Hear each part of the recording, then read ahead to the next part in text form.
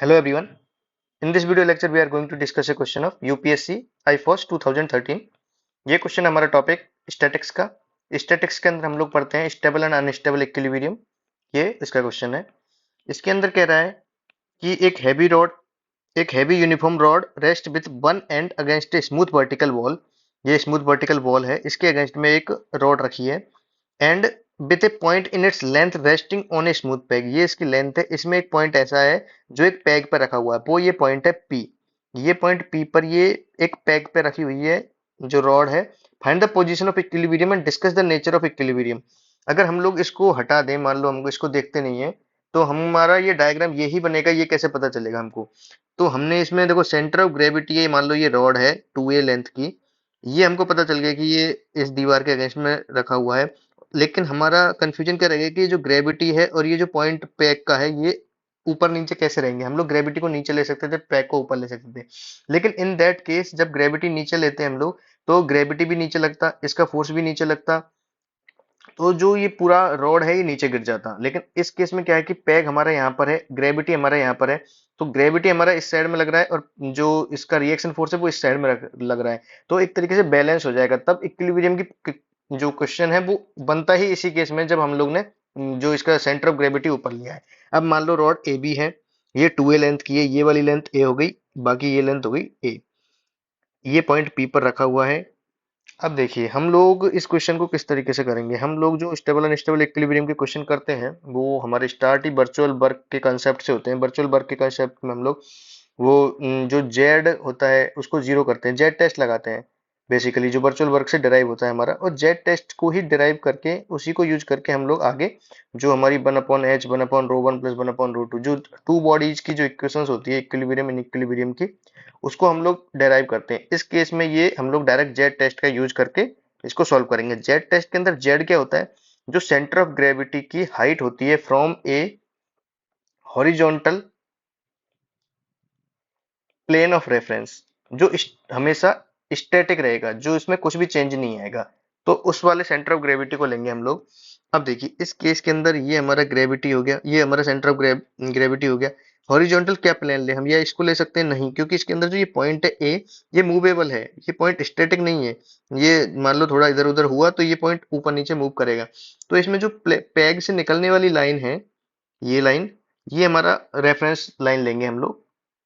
तो ये हम लैंग्वेज में लिख देंगे कि let A B is the rod and its length is 2a and it is pegged at point p, g is the center of gravity, and we consider the horizontal plane passing through point p as the reference line, and the vertical height of center of gravity from this reference line is let z। तो हम लोग को mainly z निकालना है, और z को ही फिर हम मैक्सिमाइज मिनिमाइज करके देखते हैं z की वैल्यू क्या होगी। अब देखिए जेड की वैल्यू को समझने के लिए, जेड की वैल्यू ये है, जेड की वैल्यू ये है, तो हम लोग इससे कुछ निकाल सकते हैं क्या? ये क्या है? हमारा ए है। हम लोग ने दो चीजें मानी है इसमें, ये जो पी क्यू की लेंथ है ये बी मानी है, और ये एंगल थीटा पर रखा हुआ है ये। तो जो पी जी ए है, इसका कॉस वाला कंपोनेंट लेंगे तो हम आर ए मिल जाएगा हमको। आर ए हमारा इसके बराबर हो जाएगा। और दूसरा हमको चाहिए ये क्या ले सकते हैं हम लोग? हमने ये बी माना है और ये थीटा हमारे पास है, तो इन दोनों को यूज करके हम लोग ये ए क्यू निकाल सकते हैं। ए क्यू इसके बराबर होगी। तो जेड बराबर क्या होगा? जेड बराबर होगा जी बाई माइनस ए क्यू। ठीक है, जी बाई माइनस ए क्यू, ये हमारा जेड होगा। अब देखिए आगे जी बाई हमारा क्या होगा? जी बाई हमारा होगा ए जी कॉस थीटा।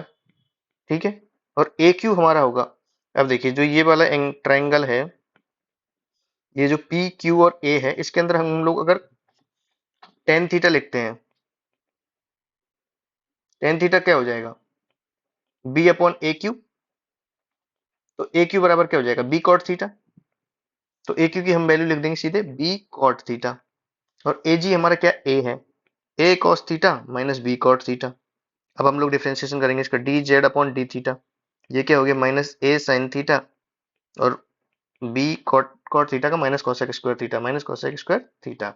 अब इसको जीरो करना है हमको और थीटा की वैल्यू निकालनी है। तो ये हो जाएगी हमारी a sine theta is equal to b cosec square theta, और sine cube theta is equal to b upon a, theta is equal to sine inverse b upon a की पावर 1/3। ये हमारा एंगल थीटा आ गया। ये ही हमको prove करना। अब देखिए ये पोजीशन ऑफ इक्विलिब्रियम है। अब कौन सी पोजीशन ऑफ इक्विलिब्रियम है, वो D square Z upon D theta square पे डिपेंड करेगा।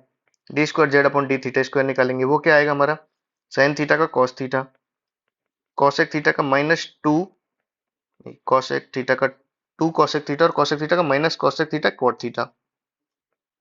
ये हो गया -a cos theta plus minus आएगा -2b कॉसेक स्क्वायर थीटा और कॉट थीटा।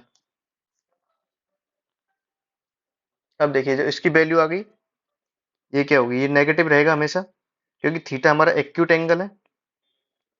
अगर थीटा हमारा एक्यूट एंगल है तो d square Z upon D theta square is always zero. और हम लोग इसमें इसकी वैल्यू भी रख लेते हैं साइन थीटा वाली, sine cube theta is equal to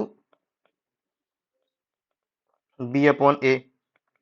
इस वाले पॉइंट पर इसकी वैल्यू तो -a cos theta -2b cos इधर लिख लेते cos थीटा, और ये क्या हो जाएगा sine cube theta cosec cube theta.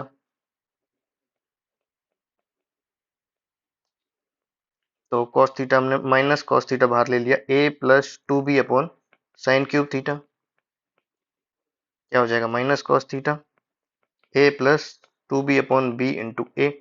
ये क्या हो जाएगा 3a, तो -3a cos थीटा। तो ये हमेशा लेस देन जीरो रहेगा। तो d square Z upon D theta square is always less than zero. तो हमारा जो sine cube theta is equal to b upon a आया है, वो हमारा एक तो पोजीशन ऑफ इक्विलिब्रियम है, पोजीशन ऑफ इक्विलिब्रियम है, लेकिन कौन सी पोजीशन ऑफ इक्विलिब्रियम में, अनस्टेबल इक्विलिब्रियम है हमारा ये।